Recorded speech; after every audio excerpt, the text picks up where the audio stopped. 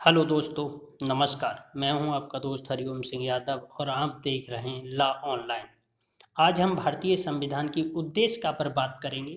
संविधान में उद्देशिका का वर्णन इस प्रकार है।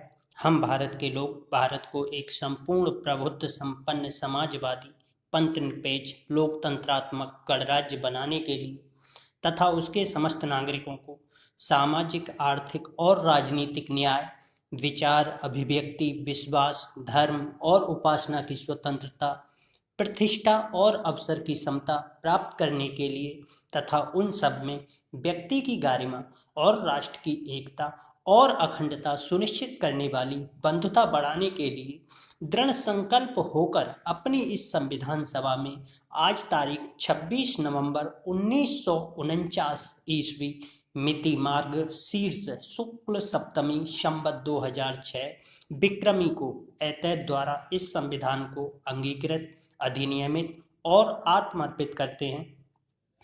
अब हम उद्देशिका में आए प्रमुख शब्दों के अर्थों को जानने की कोशिश करेंगे।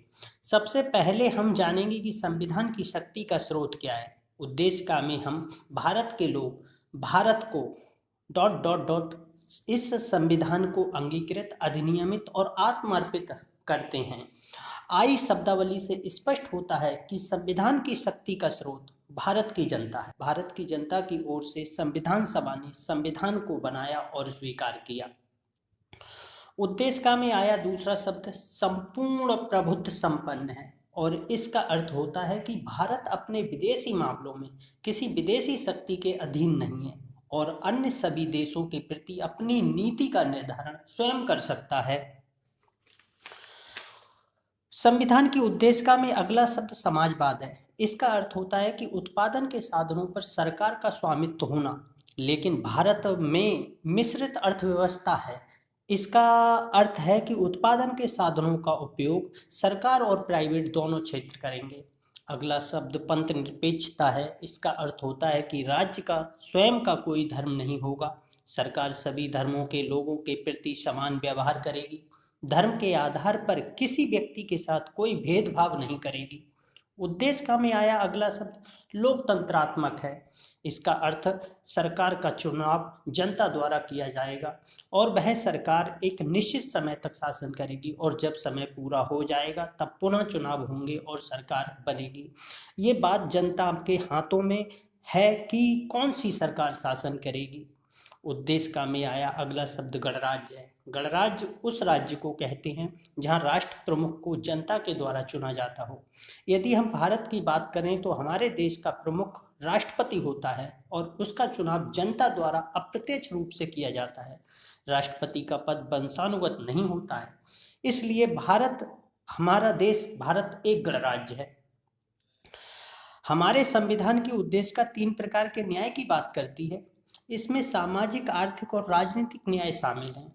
साथ ही उद्देशिका में 5 प्रकार की स्वतंत्रता का भी जिक्र किया गया है।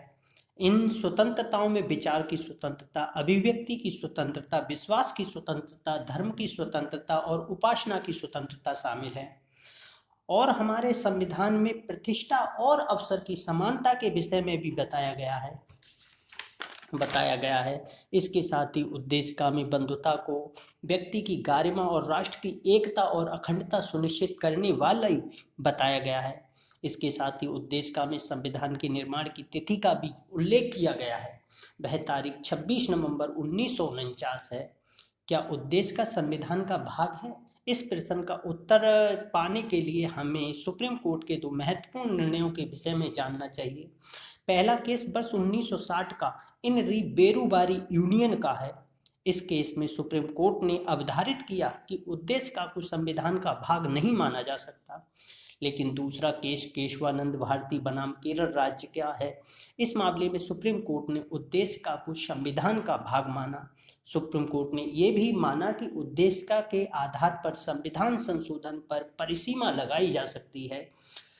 क्या क्या अगला प्रश्न, क्या उद्देशिका में संशोधन किया जा सकता है? सुप्रीम कोर्ट ने केशवानंद भारती बनाम केरल के मामले में बहुमत से निर्णय दिया कि उद्देशिका संविधान का भाग है और अनुच्छेद 368 के तहत संविधान संशोधन की शक्ति के तहत उस उद्देशिका में संशोधन किया जा सकता है। साथ ही उच्चतम न्यायालय ने ये भी निर्णय दिया कि उद्देशिका के उस भाग में संशोधन नहीं किया जा सकता जो संविधान के मूलभूत ढांचे से संबंधित है। आगे उद्देशिका 42वें संविधान संशोधन अधिनियम 1976 के द्वारा संविधान की उद्देशिका में संशोधन किया गया और 3 शब्द समाजवाद, पंथनिरपेक्षता और अखंडता को जोड़ा गया। भारत के संविधान की जोड़ा गया। उद्देशिका के लिए किए गए उक्त इस विश्लेषण के आधार पर उद्देशिका के किए गए इस विश्लेषण के आधार पर आगे कुछ प्रश्न दिए गए हैं। उन प्रश्नों के उत्तर देने का प्रयास करो ताकि आप जान सकें कि इस दिए गए समय का मूल्यांकन ठीक तरीके से किया गया है या नहीं किया गया है।